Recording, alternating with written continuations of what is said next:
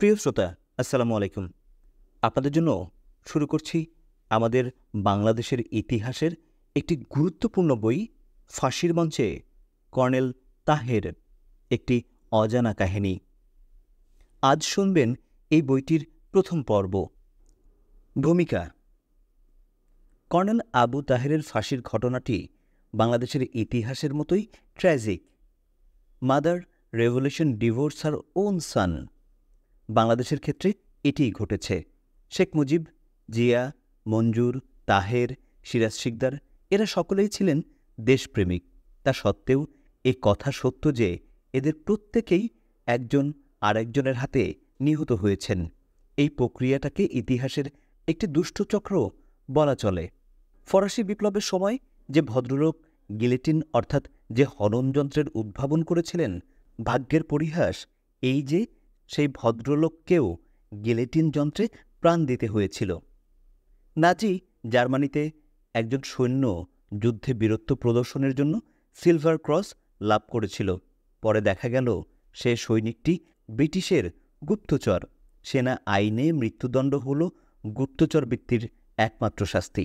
কিন্তু এই বিশেষ সৈনিকটির বিষয়ে রায় দিতে গিয়ে ট্রাইব্যুনালের বিচারকরা একটু গোলমালে পড়ে গেলেন। তারা মেনে নিলেন গুপ্তচরের শাস্তি মৃত্যুদণ্ড, তাতে কোনো সন্দেহ নেই। কিন্তু জার্মান সিলভার ক্রসের একটি সম্মান রয়েছে। এই সৈনিকটি গুপ্তচর হওয়া সত্ত্বেও বীরত্ব প্রদর্শন করে সিলভার ক্রস পেয়েছে। এই সিলভার ক্রসের সম্মান রক্ষা করাও জার্মান জাতির একটি পবিত্র কর্তব্য। যে লোক সিলভার ক্রস পেয়েছে অপরাধী হলেও তাকে হত্যা করা যায় না। বিচারকেরা একমত হলেন, মৃত্যুদণ্ডের বদলে সৈনিকটিকে যাবজ্জীবন কারাদণ্ডে দণ্ডিত করলেন। হিটলারের নাজি জার্মানিতে যে ধরনের মানবিকতা এবং সংবেদনশীলতা দেখানোর প্রমাণ মিলে, তাহেরের বেলায় বাংলাদেশের সামরিক জান্তা তার ধারের কাছে যায় এমন কোনো অনুকম্পাও প্রদর্শন করতে পারেনি। এটা সেই সামরিক জান্তার নিষ্ঠুরতা বললে পুরুষত্ব বলা হয় না। পুরুষত্ব এই যে বাংলাদেশের সমাজ ঠান্ডা মাথায় করা খুন মেনে নিয়েছে। সমাজে যাদের প্রতিষ্ঠা আছে, এরকম কোনো মহল থেকে কোনো সংগঠিত প্রতিবাদ এ পর্যন্ত আসেনি। তাহের হত্যাকাণ্ডের ঘটনাটি আমাদের ইতিহাসের একটি পরশ পাথর হিসাবে চিহ্নিত হয়ে অনেক দিন পর্যন্ত অনুপ্রেরণার উৎস হিসাবে বিবেচিত হবে। আমি দৃঢ়ভাবে বিশ্বাস করি তাহেরকে নিয়ে নাটক লেখা হবে, উপন্যাস লেখা হবে এবং তার আত্মদানকে বিষয়বস্তু করে তথ্য সমৃদ্ধ গবেষণা গ্রন্থও প্রকাশিত হবে। আমার মনে হচ্ছে এই প্রক্রিয়াটি শুরু হয়ে গেছে। বর্তমান লেখক আনোয়ার কবিরের এই সরল প্রতিবেদনমূলক সাদামাঠা ছিপছিপে বইটি তার ইঙ্গিতবহ। তাহেরের উপর সিরিয়াস গবেষকরা নানা পত্রপত্রিকায় রচনা প্রকাশ করে চলেছে। নিশ্চয়ই সেগুলো তাহেরের চিন্তা এবং কল্পনা বিশদভাবে দেশবাসীর সামনে তুলে ধরতে সক্ষম। কবিরের এই রচনাটি পরিচিতিমূলক। তাতে কোনো ব্যাখ্যা বিশ্লেষণের আশা করলেও পাঠককে নিরাশ হতে হবে। বয়সে কবির তরুণ। তিনি লেখালেখির ক্ষেত্রে এই যে সামাজিক দিকটাকে বেছে নিয়েছেন, এটা তারিফ করার মতো ব্যাপার। আমি আশা রাখব তার আগামী রচনাসমূহ আরও অধিকতর তীক্ষ্ণ এবং গভীরতা অর্জন করতে সক্ষম হবে এবং আনোয়ার কবির একজন মননশীল ধীমান গবেষক হিসাবে স্থান অধিকার করতে পারবেন। ইহা ১০২ এ Aziz cooperative supermarket, Shahbag, Dhaka. Ahmed Sofa, ০৮ December ১৯৯৫। দেশের প্রথম বিশেষ সামরিক আদালতের কয়েকদিন। মোট অভিযুক্ত ৩৩ জন। প্রধান আসামি লেফটেন্যান্ট কর্নেল আবু তাহের, অবসরপ্রাপ্ত বীর উত্তম। গ্রেপ্তার ২৪শে নভেম্বর ১৯৭৫। আদালত গঠন ১৪ জুন ১৯৭৬। ১ নং সামরিক আদালত। Chairman colonel Yusuf Haider. Court martial শুরু ২১ জুন ১৯৭৬। রায় ঘোষণা ১৭ জুলাই ১৯৭৬ বিকেল ৩টা। মৃত্যুদণ্ড কার্যকর ২১ জুলাই ১৯৭৬ ভোর ৪টা। সর্বমোট কোর্ট মার্শালের কার্যক্রম ২৬ দিন। প্রথম সামরিক আদালত, প্রথম ফাঁসি ১৫ আগস্ট ১৯৭৫। দেশে সংগঠিত হয় প্রথম সামরিক অভ্যুত্থান। নিহত হন সপরিবারে রাষ্ট্রপতি বঙ্গবন্ধু শেখ মুজিবুর রহমান। ৩রা নভেম্বর খালেদ মোশাররফ ও সাফায়েত জামিলের নেতৃত্বে সংগঠিত হয় দ্বিতীয়বারের মতো সামরিক অভ্যুত্থান। অভ্যুত্থানের পর একদিকে অভ্যুত্থানকারীরা ক্ষমতার দ্বন্দ্ব নিয়ে ব্যস্ত হয়ে পড়ে, অপরদিকে ১৫ই আগস্টের অভ্যুত্থানকারীরা কারাগারের সেলেবন্দি আওয়ামী লীগের ৪ নেতা, যারা মুক্তিযুদ্ধের মাধ্যমে জাতীয় নেতাতে পরিণত হয়েছেন, তাদেরকে হত্যা করে বিদেশে পাড়ি জমায়। খালেদ মোশাররফ একজন দক্ষ ও সাহসী অফিসার হিসেবে নিজেকে প্রতিষ্ঠিত করতে পারলেও রাজনীতির ক্ষেত্রে ছিলেন নিতান্তই অনভিজ্ঞ এবং অপারদর্শী। তাই অভ্যুত্থানের পরই পরবর্তী কর্তব্য নির্ধারণে তিনি দ্বিধান্বিত হয়ে পড়েন এবং এই সিদ্ধান্তহীনতার জন্যই অপমৃত্যু ঘটে তার অভ্যুত্থানের। খালেদ মোশাররফ অভ্যুত্থান করে ক্ষমতা দখলের পর জিয়াউর রহমানকে গ্রেপ্তার করেন। এই দিনই জিয়া তাহেরকে ফোন করে জানান, তাহের, সেভ মাই লাইফ। কথা শেষ হওয়ার আগেই কে যেন ফোনের রিসিভার কেড়ে নেয়। তাহের বুঝতে পারেন জিয়া খালেদ মোশাররফের গ্রুপের হাতে বন্দী হয়েছেন। জিয়া ও তাহের মুক্তিযুদ্ধের সময় থেকেই ঘনিষ্ঠ ছিলেন এবং তাহের অবসরপ্রাপ্ত হওয়ার পরেও জিয়া তার সঙ্গে যোগাযোগ রক্ষা করতেন।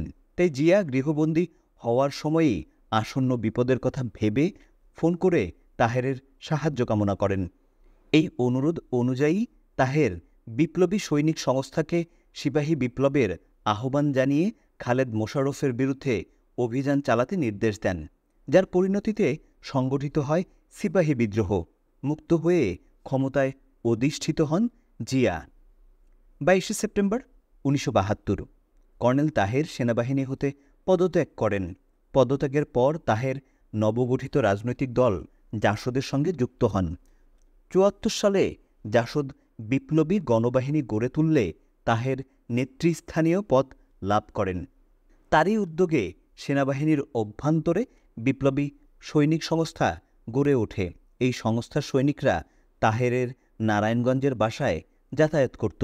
জাসদের জনসভাগুলোতে সাধারণ পোশাকে সৈনিকেরা ভাষণ শুনতে আসত। ৩রা নভেম্বর খালেদ মোশাররফের অভ্যুত্থানের আগের দিন ২রা নভেম্বর থেকেই তাহের অসুস্থ হয়ে পড়েন।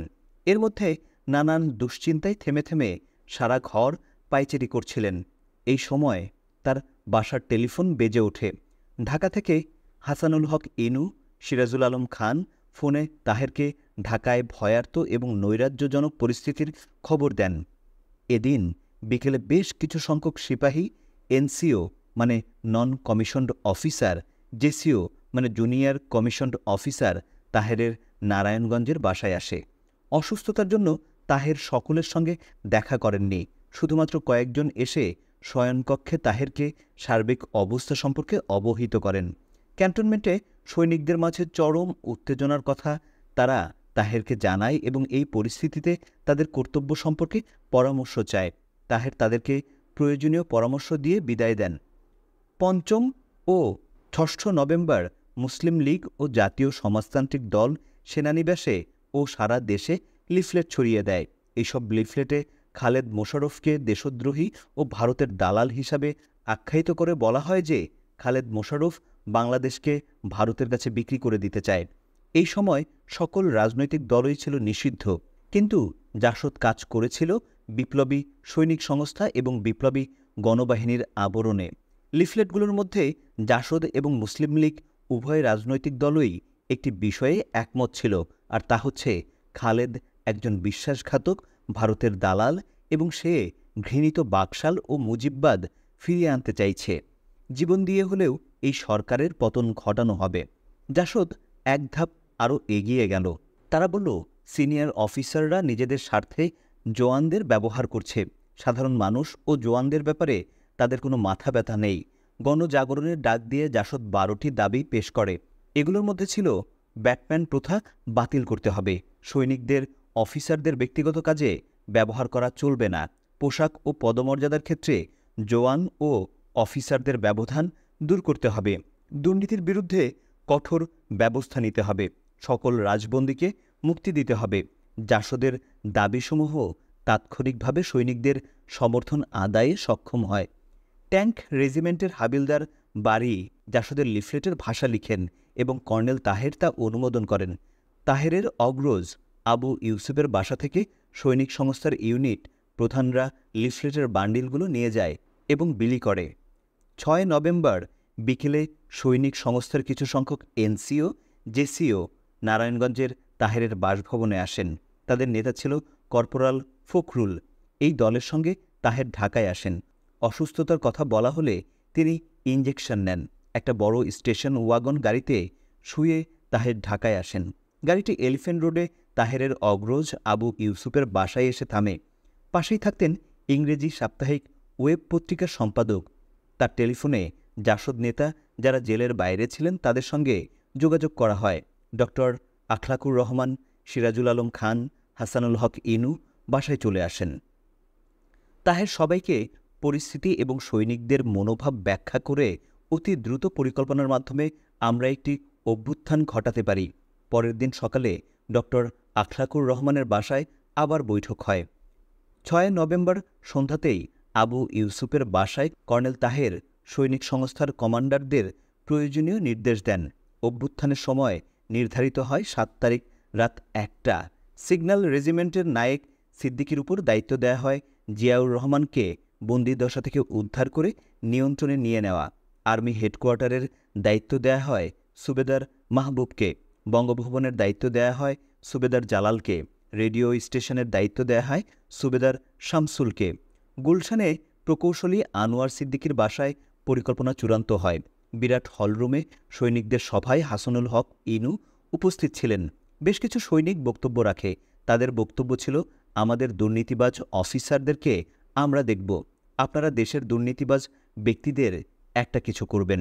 তারা বুঝেছে খারাপ লোকদের হত্যা করাই বিপ্লব, কিন্তু তাহের বোঝাতে চাইলেন বিপ্লব মানেই হত্যাকাণ্ড নয়। সিদ্ধান্ত হয় টু ফিল্ড আর্টিলারিতে অফিসারদেরকে ধরে নিয়ে আসা হবে। জিয়াউর রহমান তখন 8ম বেঙ্গল রেজিমেন্টের হাতে বন্দী। পরিস্থিতি এমন যে কোনো মুহূর্তে তাকে মেরে ফেলা হতে পারে। সিদ্ধান্ত হয় রাত 1টায় 0 আওয়ার।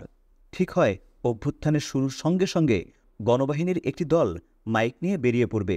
নীলক্ষেতের একটি দোকান থেকে মাইক সংগ্রহ করা হয়। রাত 12টা। সুবেদার মেজর আনিসুল হকের ইঙ্গিতে টু ফিল্ড রেজিমেন্টের লাইন থেকে একটা মাত্র ট্রেসার বুলেটের আলো অন্ধকার ভেদ করে আকাশে উঠল। এটাই ছিল সংকেত। ক্যান্টনমেন্টের উত্তর প্রান্তে 38 LAA প্রচণ্ড শব্দে আকাশে এক এক গানফায়ার করে তার জবাব দেয়, আর সৈন্যরা ব্যারাক থেকে বের হয়ে পড়ে অস্ত্র নিয়ে। তাদের মুখে স্লোগান, সিপাহী সিপাহী ভাই ভাই, সুবেদারের উপর অফিসার নাই। সিপাহী সিপাহী ভাই ভাই, সুবেদারের উপরে অফিসার নাই। সিপাহী সিপাহী ভাই ভাই, অফিসারের রক্ত চাই। মুহূর্তে ঢাকা সেনানিবাসে বিদ্রোহ দ্রুত ছড়িয়ে পড়ে। বিদ্রোহী সৈনিকদের যত্রতত্র আকাশের দিকে গুলিবর্ষণ ও স্লোগানে ঢাকা সেনানিবাস এলাকা কেঁপে ওঠে।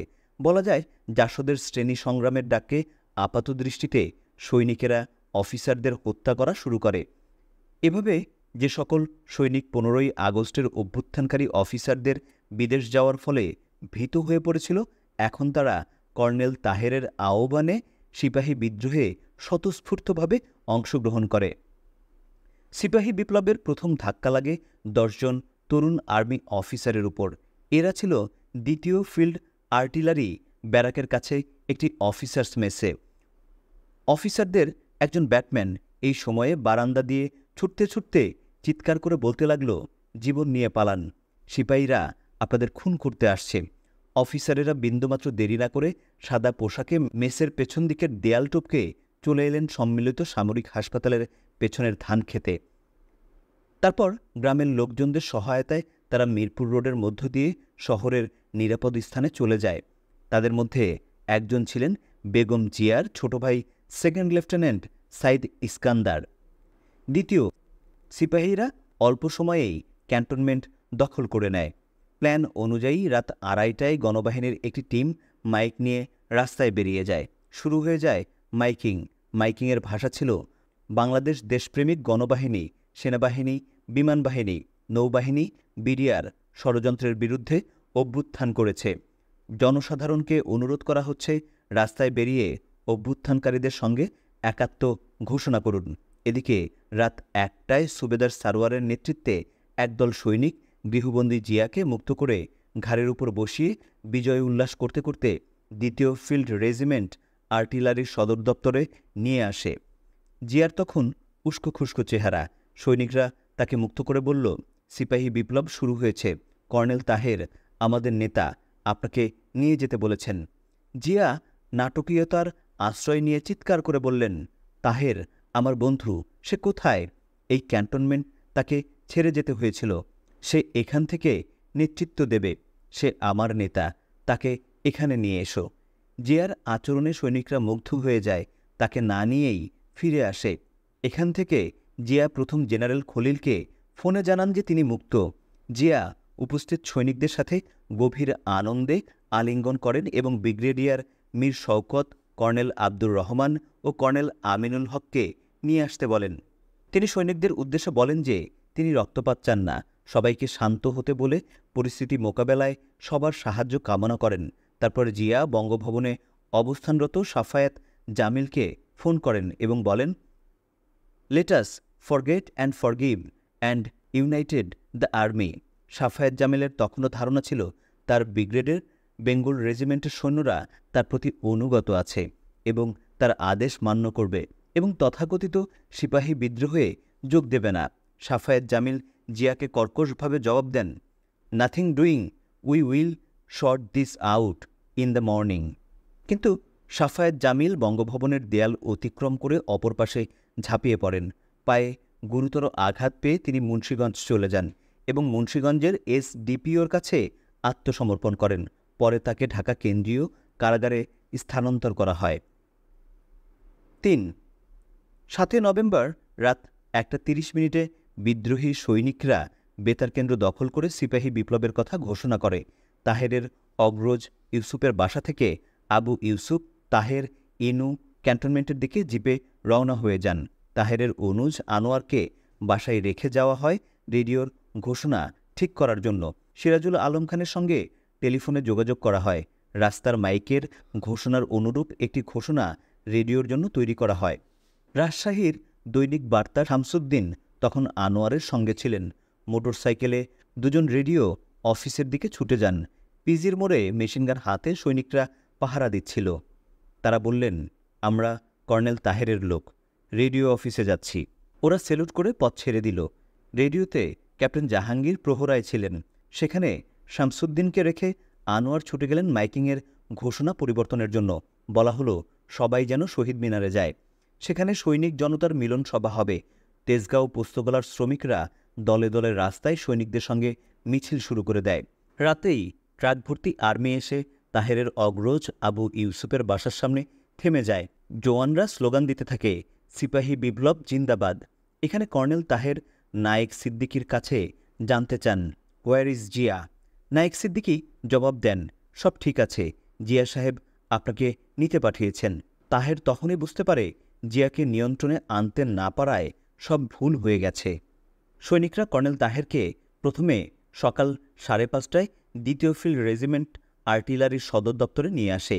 এখানে জিয়ার সঙ্গে তাহেরের অভ্যুত্থানের পর প্রথম দেখা হয়। ততক্ষণে বেশ কিছু অফিসারও সেখানে পৌঁছে যান। খন্দকার মোস্তাকের ঘনিষ্ঠ ব্যক্তি মাহবুবুল আলম চাষি সেখানে উপস্থিত ছিলেন। জিয়া তাহেরকে জড়িয়ে ধরে বলেন, thank you Taher, you have save the nation, save my life.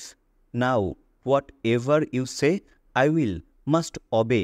Taher তখনই বুঝে ফেললেন অভ্যুত্থানটি যেভাবে পরিকল্পনা হয়েছিল, জিয়াকে আনতে না পারায়, অফিসারদেরকে সংযুক্ত করতে না পারায় সেভাবে কিছুই হয়নি।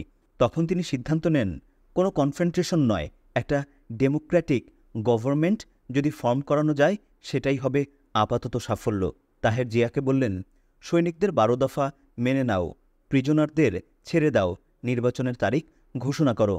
জিয়া সবকিছুতেই হাত নেড়ে সম্মতি জানান। সৈনিকরা কোরআন শরীফ নিয়ে আসে। জিয়া তাতে হাত রেখে শপথ করেন। তাহের জিয়াকেও রেডিওতে ভাষণ দিতে বলেন। জিয়া তা এড়িয়ে যেতে চেয়ে বললেন, আমি তো বক্তৃতা দিতে পারি না, আমার পক্ষে তুমি রেডিওতে ভাষণ দাও। জিয়া আরও বললেন, look Taher, you are a revolutionary, I am not. তাছাড়া নিরাপত্তার স্বার্থে উপস্থিত অফিসারগণ জিয়াকে যেতে নিষেধ করেন। কর্নেল আমিনুল হকের প্রস্তাবে তখন জিয়ার একটি ছোট ভাষণ রেকর্ড করা হয় এবং পরে তা বেতার কেন্দ্রে প্রচার করা হয়। জিয়া তার সেই ভাষণে বলেন, সশস্ত্র বাহিনীর অনুরোধে তিনি প্রধান সামরিক আইন প্রশাসকের দায়িত্ব গ্রহণ করেছেন। তিনি সবাইকে শান্ত হওয়ার অনুরোধ জানিয়ে নিজ নিজ কর্মস্থলে যোগদান করতে বলেন। এই সংক্ষিপ্ত ভাষণ জনমনে বিশেষ উদ্দীপনা সৃষ্টি করে। জনগণ রাজপথে নেমে আসে এবং বিদ্রোহী সৈনিকদের সঙ্গে কোলাকুলি শুরু করে। তারপর তাহের জিয়াকে শহীদ মিনারে নিয়ে গিয়ে সমবেত জনতার উদ্দেশ্যে ভাষণ দেওয়ার অনুরোধ জানান। সম্ভবত তাহেরের উদ্দেশ্য ছিল তার প্রণীত সিপাহীদের 12 দফা দাবির প্রতি জনসম্মুখে জিয়ার আনুগত্য প্রকাশ করিয়ে নেয়া। 12 দফা দাবি শুধু নেতৃত্ব পরিবর্তন করার জন্য দেয়া হয়নি।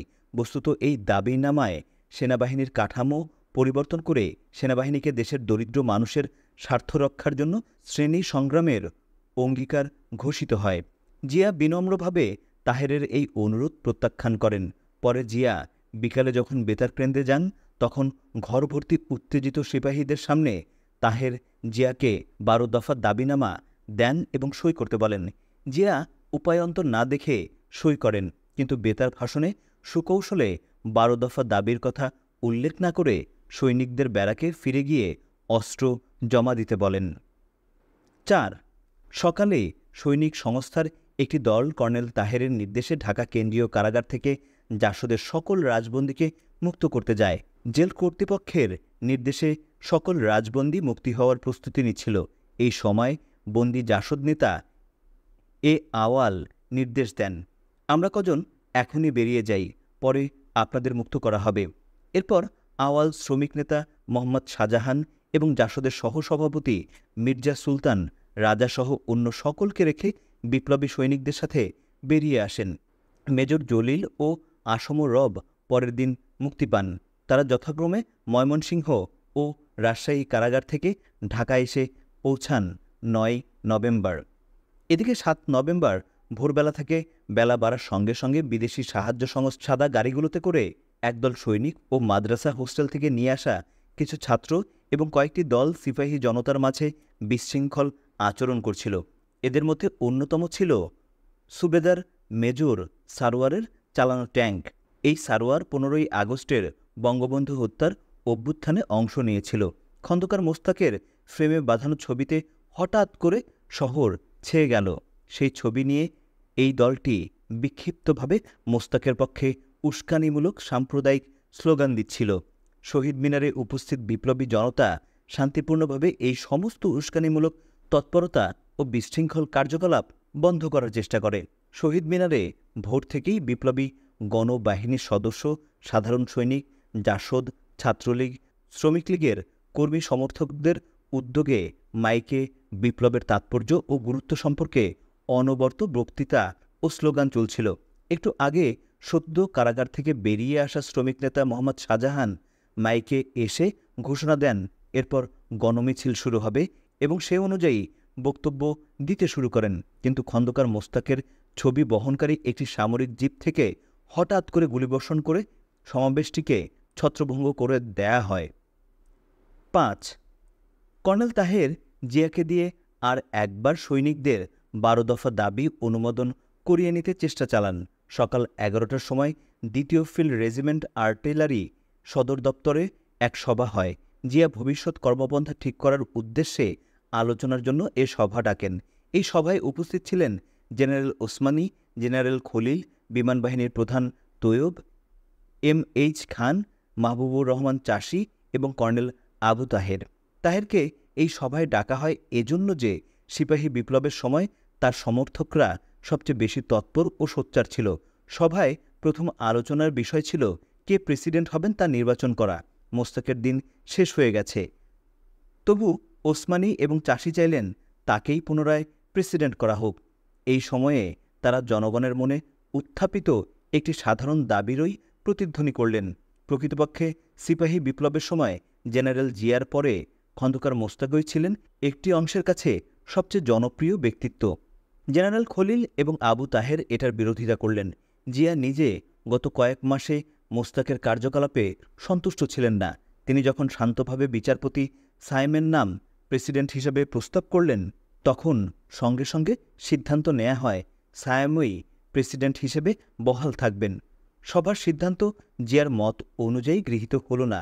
তার আগেই তিনি সিএমএল এর চিফ মার্শাল ল অ্যাডমিনিস্ট্রেটর, প্রধান সামরিক আইন প্রশাসক পদ নিয়েছিলেন।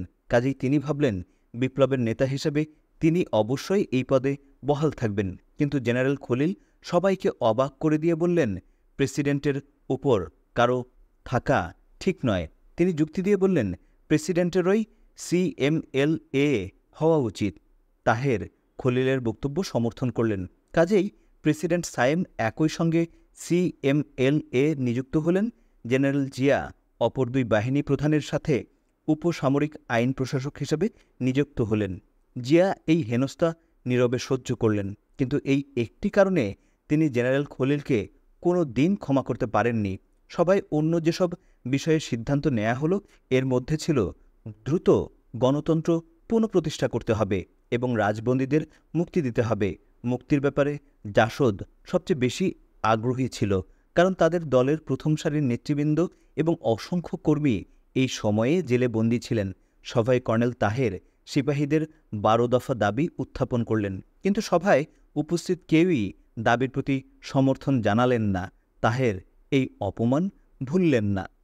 8ই নভেম্বর বায়তুল মোকাররমের আগের ঘোষণা মোতাবেক জাসদ, ছাত্রলীগ, শ্রমিক জোট, কৃষক লীগ ও বিপ্লবী গণবাহিনীর যৌথ উদ্যোগে সভা হবার কথা। ঢাকা বিশ্ববিদ্যালয় থেকে বাংলাদেশ ছাত্রলীগের ছাত্র জনতার একটি মিছিল 4টার দিকে সভাস্থলে পৌঁছায়। ঠিক তখনই উপস্থিত পুলিশ বাহিনী মিছিলের উপর আচমকা গুলিবর্ষণ করে কয়েকজনকে গ্রেপ্তার করে। ছাত্রলীগের সভাপতি আফম মাহবুবুল হককে 2জন বিশেষ গুপ্তচর পুলিশ তাড়া করে জিপিও পর্যন্ত নিয়ে যায় এবং গুলিবর্ষণ করে। সাথে সাথে তাকে হাসপাতালে নেওয়া হয়। ছুটির দিন থাকা সত্ত্বেও সচেতন চিকিৎসকদের তড়িৎ ব্যবস্থায় মাহবুব নিশ্চিত মৃত্যুর হাত থেকে রক্ষা পায়। 7 এই ঘটনার পরপরই বিপ্লবী সৈনিক সংস্থার সৈনিকরা সামরিক জিপে করে সভায় যোগদানের জন্য বায়তুল মোকাররম প্রাঙ্গণে হাজির হয়। তখন পুলিশ বাহিনী সেলুট করে সরে যায়। সভা যথারীতি চলে।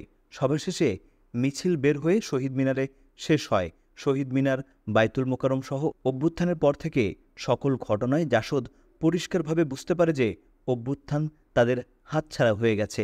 তাই জাতীয় সমাজতান্ত্রিক দল ও কর্নেল তাহের পরিচালিত বিপ্লবী সৈনিক সংস্থা ও গণবাহিনী জিয়াকে ক্ষমতাচ্যুত করার চেষ্টা করে। চট্টগ্রাম, কুমিল্লা ও যশোর সেনানিবাসেও সিপাহী বিদ্রোহ শুরু হয়। 8ই নভেম্বর রাত থেকে বিদ্রোহী সৈনিকরা অফিসার হত্যা শুরু করে। এই বিদ্রোহে অন্তত 12 জন অফিসার নিহত হয়। কোনো কোনো ক্ষেত্রে ব্যক্তিগত আক্রোশের বশবর্তী হয়ে অফিসারদের হত্যা করা হয়। মেজর করিম, ক্যাপ্টেন আনোয়ার ও লেফটেন্যান্ট মুস্তাফিজকে হত্যা করা হয়। মেজর আজিম ঢাকা থেকে চট্টগ্রাম যাওয়ার জন্য বিমানে উঠতে যাচ্ছিলেন। ঠিক সেই সময়ে তাকে হত্যা করা হয়। মেজর মহিউদ্দিন, ক্যাপ্টেন খালেক ও লেফটেন্যান্ট সিকান্দার উত্তেজিত সিপাহীদের হাতে নিহত হন।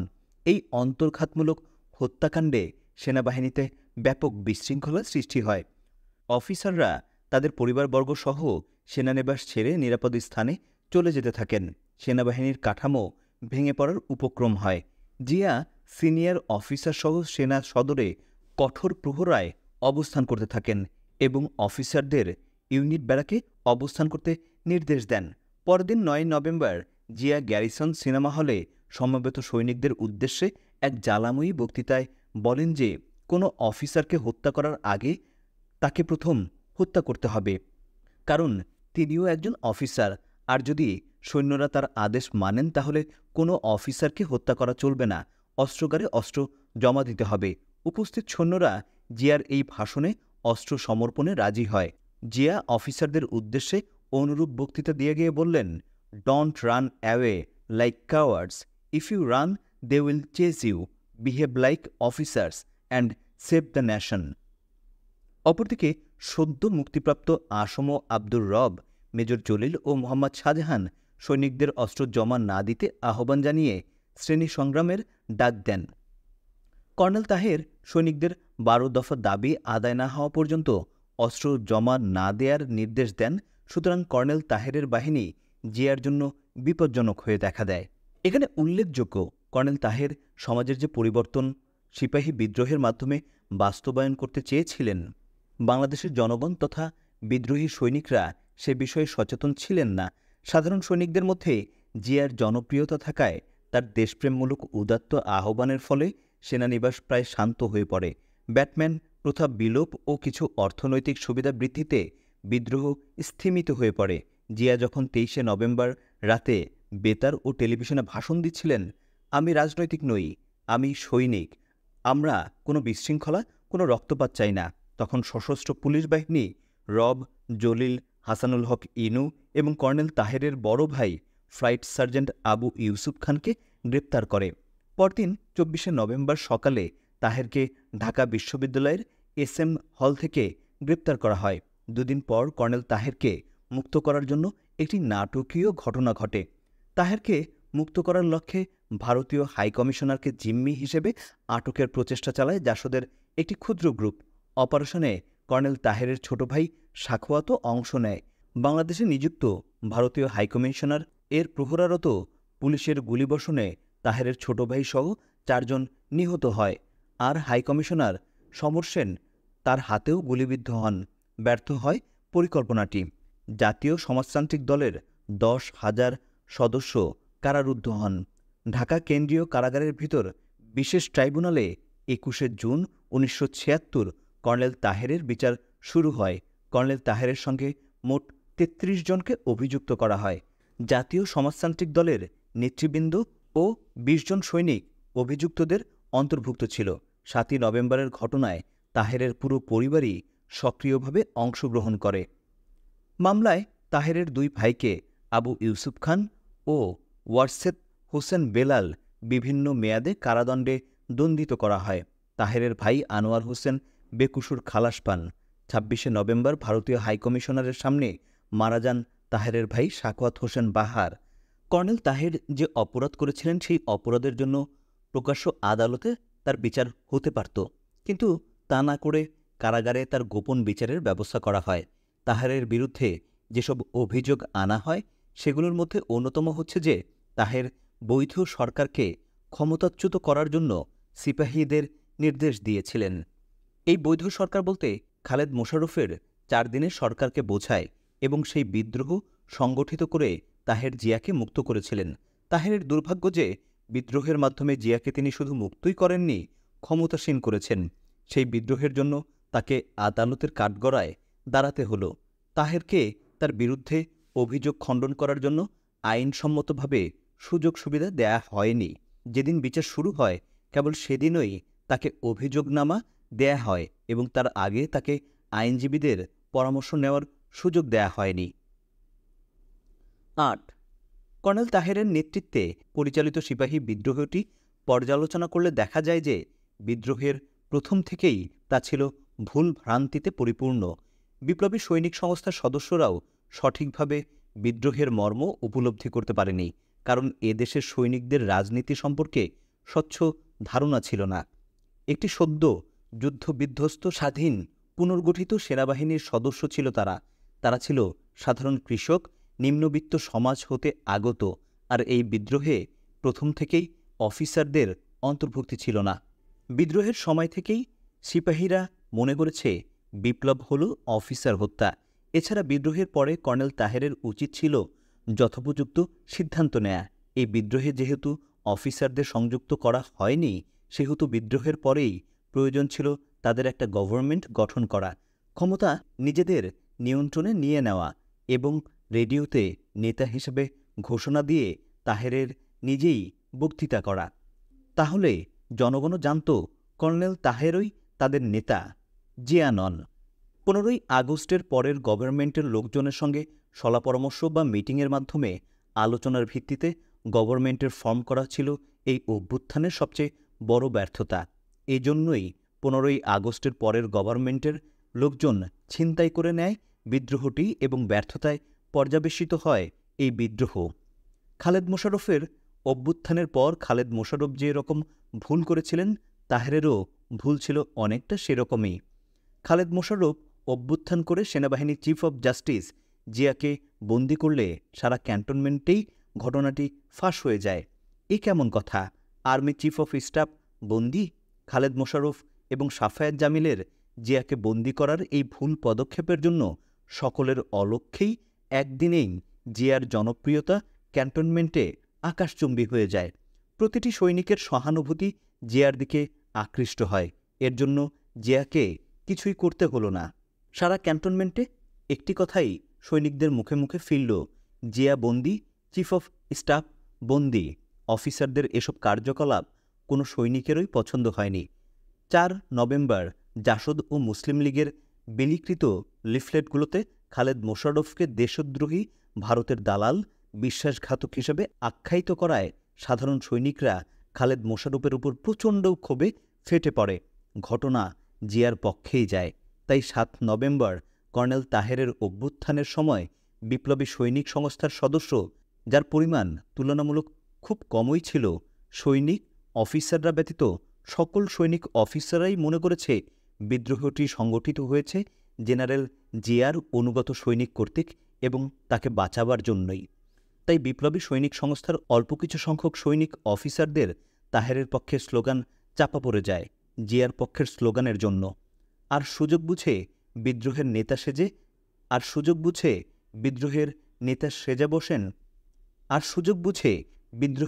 নেতা সেজে বসেন জিয়া নিজেই এবং ক্ষমতায় অধিষ্ঠিত হন।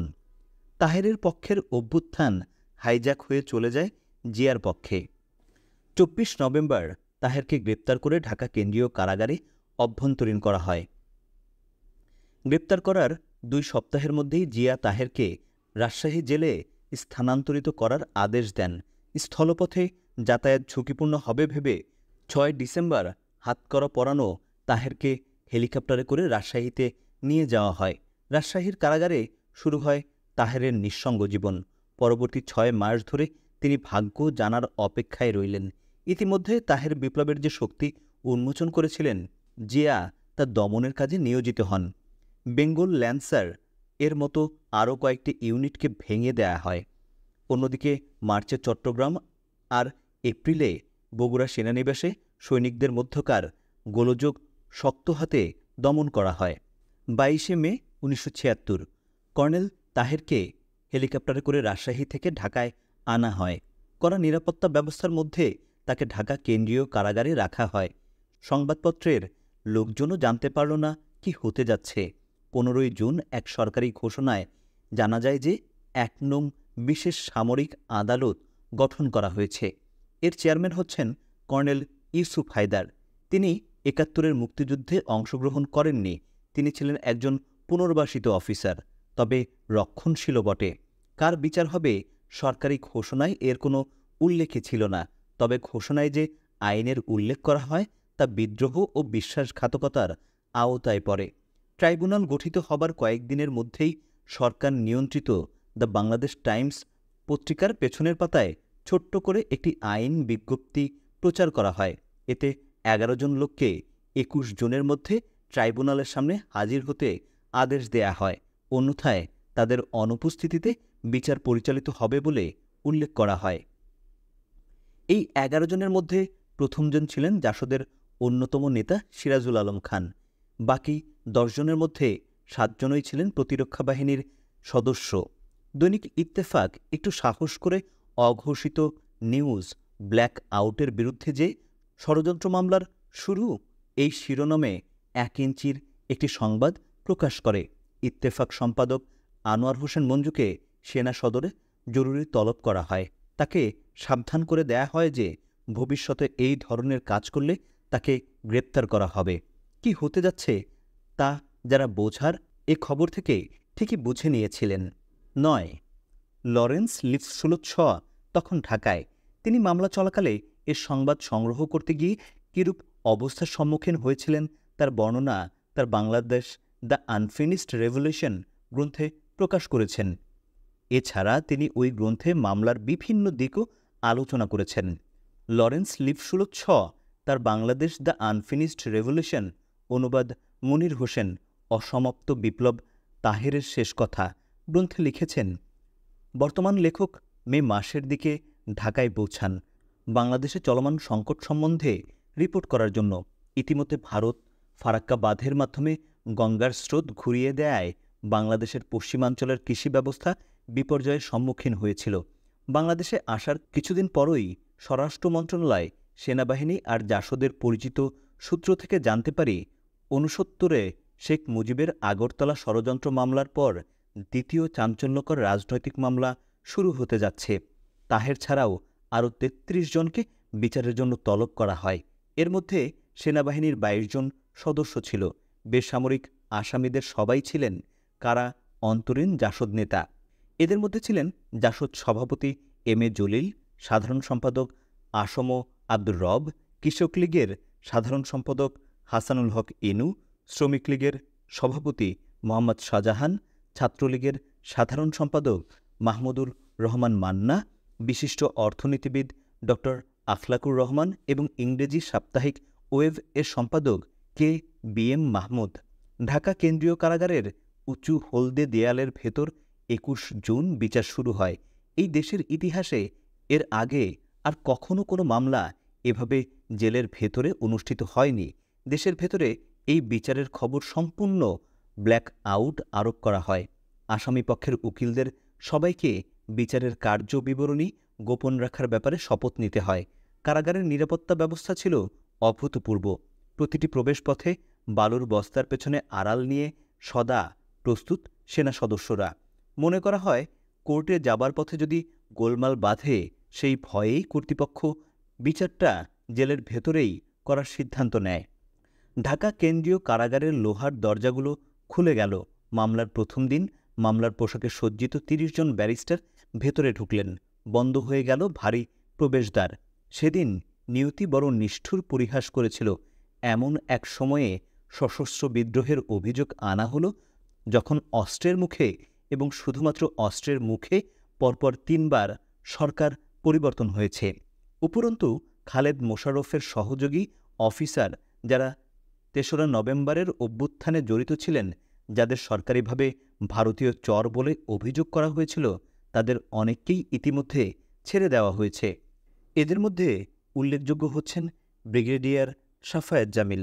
অথচ যখন তারা ৪ দিনের জন্য ক্ষমতায় এসেছিলেন, তখন খালেদ মোশাররফ ও তার প্রধান সহযোগী এই সাফায়েত জামিল মিলে জিয়াকে গৃহবন্দী করেছিলেন। তাহলে ব্যাপারটা দাঁড়াচ্ছে এই যে, যারা ৩ তারিখের জিয়া বিরোধী অভ্যুত্থানের সাথে জড়িত ছিলেন তারাই ছাড়া পেলেন, আর যারা ৭ তারিখে সিপাহী জনতার অভ্যুত্থানের মাধ্যমে জিয়াকে মুক্ত করেছিলেন তাদেরই জীবন নিয়ে দাঁড়াতে হলো আসামির কাঠগড়ায়। ২১শে জুন ট্রাইব্যুনালের প্রথম অধিবেশনের পর ১ সপ্তাহের বিরতি দেয়া হয়।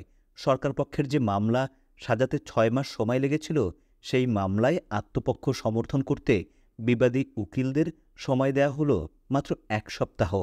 অভ্যন্তরীণ থাকাকালীন সময়ে অভিযুক্তরা আত্মীয় স্বজনদের সাথে দেখা করা ও আইনগত পরামর্শ পাবার সুযোগ প্রার্থনা করেন, যা সরাসরি প্রত্যাখ্যাত হয়। ট্রাইব্যুনালের কাজ শুরু হবার পরপরই এই সংবাদদাতা হংকংয়ের Far Eastern Economic Review, BBC ও দ্য গার্ডিয়ান লন্ডনে এ খবর পাঠান। সেন্সরশিপের জন্য ঢাকা থেকে এই রিপোর্টগুলো সরাসরি পাঠানো সম্ভব হয়নি।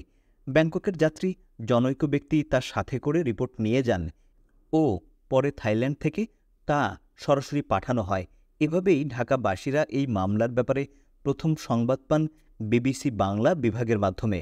এই সংবাদদাতা ৭৪ সালে গোটা ১ বছর ধরেই বাংলাদেশ থেকে রিপোর্ট করে আসছেন। ২৮শে জুন আবারও মামলা শুরু হলো। সেদিন আমি ঢাকা কেন্দ্রীয় কারাগারের প্রধান দ্বারের সামনে দাঁড়িয়ে প্রধান প্রসিকিউটর এটিএম আফজাল আর ট্রাইব্যুনালের চেয়ারম্যান কর্নেল ইউসুফ হায়দার সহ অন্যদের ছবি তুলেছি। ঘটনাস্থলে উপস্থিত পুলিশ কর্মকর্তারা আমাকে বাধা দিলেন। আমাকে বলা হলো এই বিচার অনুষ্ঠানের কার্যবিবরণী রাষ্ট্রীয় গোপনীয়তার অন্তর্গত এবং আমি কোনো কিছুরই ছবি তুলতে পারবো না। আমি তখন বললাম, ১ বছরের বেশি সময় ধরে আমি বাংলাদেশে কাজ করে যাচ্ছি, কিন্তু এই ধরনের কোনো নিয়মের কথা তো কখনো শুনিনি। আমি এরপর বেশ জোর দিয়েই বললাম যে, তাদের যদি ইচ্ছে থাকে আমাকে এই মামলার ছবি তোলা ও এর রিপোর্ট করা থেকে নিবৃত্ত করবার, তাহলে অবশ্যই তথ্য মন্ত্রণালয়ের লিখিত নির্দেশ দেখাতে হবে, অন্যথায় আমি আমার সাংবাদিকের দায়িত্ব পালন করে যাব। তখন আমাকে প্রশ্ন করেছিলেন যে পুলিশ অফিসার তার ছবি তুলতে যাই। ভদ্রলোক হাত দিয়ে মুখ ঢেকে দৌড়ে সরে যান। এরপর সেদিনের বিরতির জন্য আমি কারাগারের গেটের সামনে 2 ঘণ্টা ধরে একা একা অপেক্ষা করতে থাকি। কেন এ বিচার এত গোপনীয়তার মধ্যে অনুষ্ঠিত হচ্ছে সে সম্বন্ধে সরকারি বক্তব্যের জন্য আমি ট্রাইব্যুনালের চেয়ারম্যানের কাছ থেকে কিছু শোনার আশায় ছিলাম। কিন্তু সেদিন 11টার সময় আমাকে গ্রেপ্তার করে ঢাকা কেন্দ্রীয় কারাগারের অভ্যন্তরীণ করা হয়। আমি যে ছবিগুলো তুলেছিলাম তার ফিল্ম আমাকে ফিরিয়ে দিতে বলা হয়।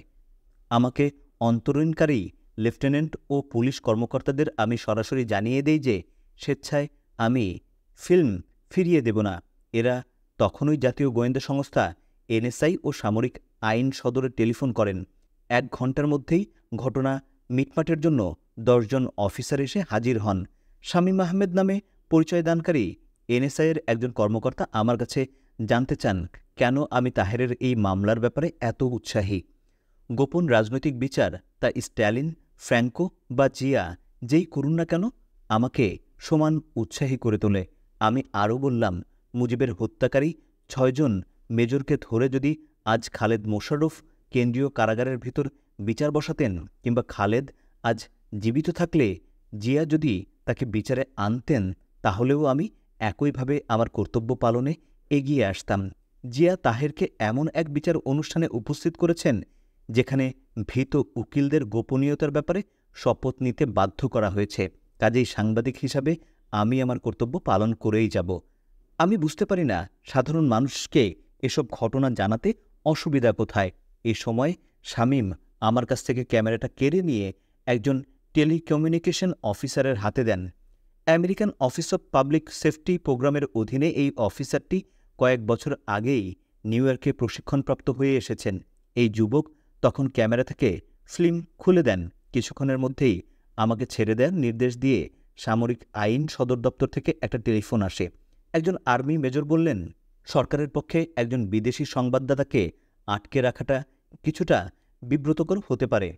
সেদিন সন্ধ্যায় আমি এই বিচার অনুষ্ঠান সম্বন্ধে তারের মাধ্যমে আরেকটি সংবাদ পাঠাই। তার অফিস আমার সংবাদ গ্রহণ করেছিল ঠিকই, কিন্তু সেটি আর পাঠানো হয়নি। পরের দিন সন্ধ্যাবেলায় আমি বাসায় ফিরে এসে 5 জন স্পেশাল ব্রাঞ্চ অফিসারকে অপেক্ষারত দেখতে পেলাম।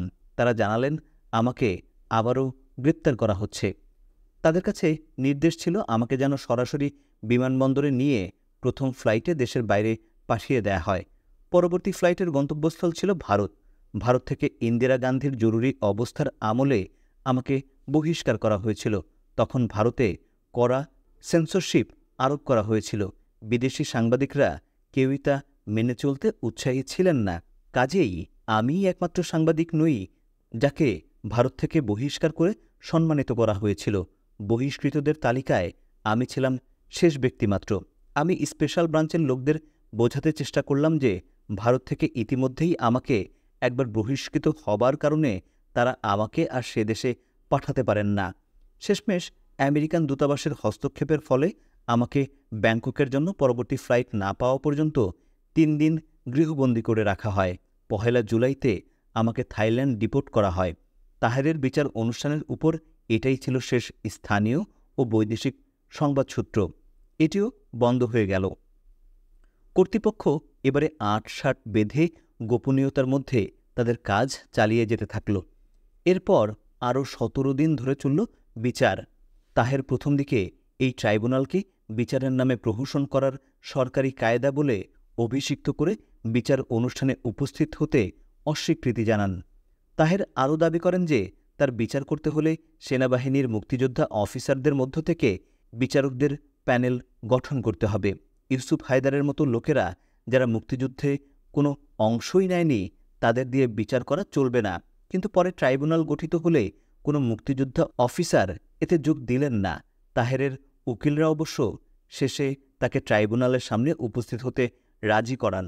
প্রাথমিকভাবে তারা বিশ্বাস করেছিলেন যে বিচার অনুষ্ঠান কোনো রকম জোর জবরদস্তি বা প্রভাব ছাড়াই সুষ্ঠুভাবে অনুষ্ঠিত হবে। পরে তারা যখন জানতে পারলেন যে ট্রাইব্যুনালের কাজ শুরু হওয়ার আগেই তাহেরের ভাগ্য নির্ধারিত হয়ে গিয়েছিল, তখন আফসোস করা ছাড়া আর কিছুই তাদের করার ছিল না। 17 জুলাই ট্রাইব্যুনালের চেয়ারম্যান ইউসুফ হায়দার বিচারের রায় ঘোষণা করেন। তাহেরের বিরুদ্ধে ফাঁসির আদেশ দেয়া হয়। পরদিন সরকারি নির্দেশ বলে সংবাদপত্রগুলোতে বিচারের উপর সরকারি বক্তব্যই শুধু প্রকাশিত হয়। বাংলাদেশ অবজারভারের শিরোনাম ছিল তাহের টু ডাই। মামলার ওপর বাংলাদেশি প্রচার মাধ্যমে প্রকাশিত ওটাই ছিল একমাত্র খবর। বিচার শেষে ওই খবর যেন ছিল নিয়তির বিধান। প্রেসিডেন্ট সায়েমের কাছে ক্ষমা প্রার্থনা করে আপিল করা হলে তা প্রত্যাখ্যাত হয়। সায়েম সুপ্রিম কোর্টের একজন প্রাক্তন বিচারপতি। 5 বছর আগে সায়েম গুরু শাস্তি ও সুপ্রিম কোর্টের মাধ্যমে মৃত্যুদণ্ডে দণ্ডিত বিবাদীর অধিকারের উপর সবচেয়ে গুরুত্বপূর্ণ আইনগত সিদ্ধান্ত প্রদান করেছিলেন। পূর্ণ চন্দ্রমণ্ডল নামে জনৈক ব্যক্তির উপর আরোপিত মৃত্যুদণ্ডাদেশ তিনি খারিজ করে দেন। আইনগত সিদ্ধান্তের উদাহরণ সৃষ্টির ক্ষেত্রে এর যে তাৎপর্য তা মার্কিন যুক্তরাষ্ট্রের মিরান্ডা ডিসিশনের সাথে তুলনীয়। সায়েম এই যুক্তি দেখান যে একেবারে শেষ মুহূর্তে বিবাদী পক্ষের উকিল নিয়োজিত হওয়ায় মামলায় সঙ্গতভাবে সমর্থিত হবার ব্যাপারে বিবাদীর অধিকার সম্পূর্ণরূপে উপেক্ষিত হয়েছে। সায়েম লিখেছিলেন, ফৌজদারি নিয়মের বিধি অনুযায়ী ফৌজদারি আদালতে আনীত একজন বিবাদীর পূর্ণ অধিকার রয়েছে একজন আইনজ্ঞের মাধ্যমে আত্মপক্ষ সমর্থন করার। ব্যক্তিগত আলাপ আলোচনার জন্য আইনজ্ঞের সাথে সাক্ষাৎ ও আইনজ্ঞকে তার কেস সাজাবার জন্য উপযুক্ত সময় দেওয়া এই অধিকারের অন্তর্ভুক্ত। গুরু অপরাধে অভিযুক্ত একজন অপরাধীর জন্য একেবারে শেষ মুহূর্তে একজন উকিল নিয়োগ লিগ্যাল রিমেমব্রেস ম্যানুয়াল 1960-এর দ্বাদশ অধ্যায়ের 6ষ্ঠ অনুচ্ছেদে বর্ণিত অধিকারকে শুধুমাত্র লঙ্ঘনই করে না, সেই সাথে এর মাধ্যমে দ্বাদশ অধ্যায়ে বর্ণিত উদার সুবিধাসমূহের মূল উদ্দেশ্যই ব্যর্থ করে দেয়া হয়। এর মাধ্যমে ফৌজদারি বিধির 340তম সেকশনে বর্ণিত অধিকার থেকেও অভিযুক্তকে বঞ্চিত করা হয়। কাজেই এরকম একটি বিচার অনুষ্ঠান সঠিক আইনসিদ্ধ পদ্ধতিতে অনুষ্ঠিত হয়নি বলে ধরতে হবে এবং সেক্ষেত্রে নতুন বিচারের প্রয়োজন। তাহেরের বিরুদ্ধে মামলার শুনানি শুরু না হওয়া পর্যন্ত তাকে কোনো উকিলের পরামর্শ নিতে দেয়া হয়নি।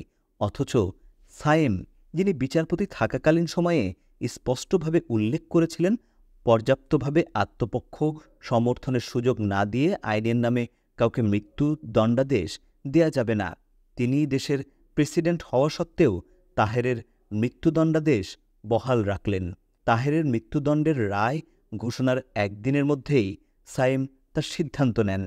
প্রধান প্রসিকিউটর এটিএম আফজালকে এই বিচারের পর ঢাকা হাইকোর্টের বিচারপতির পদ নিয়ে পুরস্কৃত করা হয়। অনেকটা ছাপোষা ধরনের চরিত্রের অধিকারী জনাব আফজাল তার সহকর্মীদের কাছে বলেন যে মৃত্যুদণ্ডের রায় শুনে তিনি নিজেই সবচেয়ে বেশি অবাক হন। তিনি আরও দাবি করেন যে একজন প্রসিকিউটর হিসেবে তিনি কখনও মৃত্যুদণ্ড দাবি করেননি। তার মতে এরকম একটা সিদ্ধান্ত ছিল সম্পূর্ণ অবাস্তব। তাহেরকে যে অভিযোগে অভিযুক্ত করা হয় তার জন্য তাকে মৃত্যুদণ্ড দেয়া সম্ভব ছিল না। দেশে সে ধরনের কোনো আইনও ছিল না।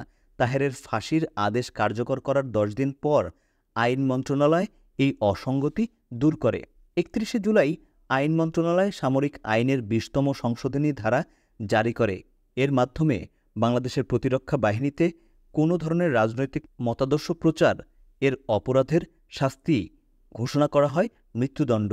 লন্ডন থেকে অ্যামনেস্টি ইন্টারন্যাশনালের প্রধান কার্যালয় থেকে বাংলাদেশের রাষ্ট্রপতির কাছে জরুরি আপিল করা হয় তাহেরকে ক্ষমার জন্য। সামরিক আইনের আওতায় জেলের ভেতরে গোপনে অনুষ্ঠিত একটি বিচার জাতিসংঘ ঘোষিত সর্বজনীন মানবাধিকারের আন্তর্জাতিকভাবে স্বীকৃত মানের পর্যায়ে পড়ে না।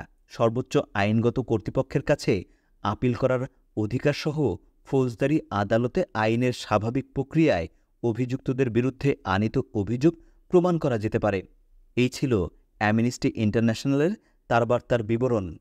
এরা তাহের ও অন্যান্য জাসদ নেতাদের জন্য নতুন করে বিচার অনুষ্ঠানের দাবি জানায়। 20শে জুলাই সায়েমের কাছে অ্যামনেস্টি ইন্টারন্যাশনালের আপিল পৌঁছায়। বিশেষ ট্রাইব্যুনালে মামলার রায় ঘোষণা করা হয় 17 জুলাই 1976 বিকেল 3টার সময়। রায়ে কর্নেল তাহেরকে মৃত্যুদণ্ড, মেজর জলিল ও আবু ইউসুফ খানকে স্বাধীনতা যুদ্ধে বিশেষ অবদানের জন্য মৃত্যুদণ্ড বাদ দিয়ে যাবজ্জীবন কারাদণ্ড ও সমস্ত সম্পত্তি বাজেয়াপ্ত, অন্যান্য 14 জনকে বিভিন্ন মেয়াদে কারাদণ্ড এবং বাকি 16 জনকে বেকসুর খালাস দেয়া হয়। তাহের শত অনুরোধ সত্ত্বেও রাষ্ট্রপতির কাছে ক্ষমা চাইতে অস্বীকার করেন। তাহেরের পক্ষে তাহেরের স্ত্রী লুৎফা তাহের রাষ্ট্রপতির কাছে মৃত্যুদণ্ডাদেশ মওকুফের জন্য আবেদন জানান। রাষ্ট্রপতি কর্তৃক তা প্রত্যাখ্যান হয়। মামলা চলাকালীন সময়ে কর্নেল তাহের ট্রাইব্যুনালের কাছে তৎকালীন রাষ্ট্রপতি সায়েম, 3 জন উপসামরিক আইন প্রশাসক এবং মুক্তিযুদ্ধের প্রধান সেনাপতি জেনারেল ওসমানীকে সাক্ষী হিসাবে হাজির করার জন্য আবেদন করেন। তার এই আবেদন প্রত্যাখ্যাত হয়। 17 জুলাই ফাঁসির রায় ঘোষণার পরদিন 18 জুলাই কারাগার থেকে কর্নেল তাহেরের পরিবারের কাছে একটি দীর্ঘ চিঠিতে রায় সম্পর্কে তার অভিমত ব্যক্ত করেছিলেন। আসামিপক্ষের উকিল হিসাবে অভিযুক্তদের পক্ষে মামলা পরিচালনা করেন প্রয়াত খ্যাতনামা আইনজীবী আতাউর রহমান খান, জুলমত আলী খান, কেজেড আলম, প্রয়াত অ্যাটর্নি জেনারেল অ্যাডভোকেট আমিনুল হক, জিনাত আলী, একে মুজিবুর রহমান, মহিউদ্দিন, সিনিয়র আইনজীবী অ্যাডভোকেট সিরাজুল হক, গাজীউল হক, আব্দুল মালিক, আব্দুর রউফ, ব্যারিস্টার কাজী শাহাদত হোসেন, আব্দুল হাকিম ও শামসুর রহমান।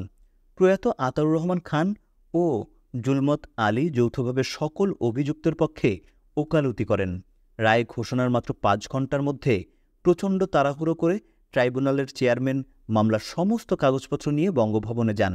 বঙ্গভবনে গুরুত্বপূর্ণ প্রশাসনিক ব্যক্তিদের নিয়ে এরপর একটি বৈঠক অনুষ্ঠিত হয়। বৈঠক শুরু হয় রাত 8টার দিকে। বৈঠকে আইন ও বিচার মন্ত্রণালয়ের সচিবকে সর্বোচ্চ পর্যায় থেকে মৌখিক আদেশ দেয়া হয় পুনর্বিবেচনাটি এমনভাবে সম্পন্ন করার জন্য যাতে করে দণ্ডাদেশ প্রাপ্ত সবার শাস্তিকেই সমর্থন জানানো হয় এবং বিশেষ করে মৃত্যুদণ্ড ও যাবজ্জীবন কারাদণ্ডপ্রাপ্ত আসামিদের শাস্তি কোনো অবস্থাতেই না কমানো হয়। পুনর্বিবেচনার এই রিপোর্টটি জমা দেওয়ার সময় বেঁধে দেওয়া হলো পরের দিন 18 জুলাই 1976। দিনটি ছিল রবিবার, তৎকালীন সাপ্তাহিক ছুটির দিন। এখন প্রশ্ন হচ্ছে, উক্ত সচিবের পক্ষে অফিস টাইমের পর রাত 8টার মিটিং শেষে বাসায় এসে এত বড় ও ততোধিক গুরুত্বপূর্ণ একটি মামলার একজন অভিযুক্তদের বিরুদ্ধে অভিযোগ বিস্তারিত পরীক্ষা করে সে ব্যাপারে আইনের বা নিজস্ব দৃষ্টিতে কোনো মতামত প্রদান করা সম্ভব ছিল কি না? অতিমানব না হলে উত্তরে নিশ্চিতভাবেই বলা যায় না, তা সম্ভব ছিল না। উক্ত সচিব কাজেই কৌশলী ভাষায় তার পুনর্বিবেচনা রিপোর্টটি লিখলেন এমনভাবে: the evidence as analysed by the tribunal would justify the conviction of the accused.